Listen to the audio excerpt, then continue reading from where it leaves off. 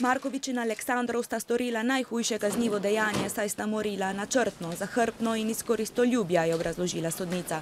Razsodba: Markovič dobi najvišjo kazen 30 let, Aleksandrov pa 27 let zapora. Markoviča, ki je že obsojen umora na Hrvaškem, zaradi bolezni na sodišču ni bilo. Kako komentirate obsodbo? Pridite mi na obisk, pa bom povedal. Danes je govorilo sodišče. 10. marca lani sta obtoženca obiskala Olijankija Vatovca na domu v Čežarjih. Povabil ju je v vinsko kletko, pa se je obrnil, sta ga odzadaj napadla in ga s topim predmetom 10-krat udarila po glavi. Še nezavestnega sta zvezala z lepilnim trakom, pokradla denar in bančne kartice. Aleksandrov DNK na lepilnem traku in sledi obuval storilcev v hiši umorjenega so samo del dokazov, s katerimi pa se vsi ne strinjajo. Za mene je to pravično. Vse je narejeno po scenariju.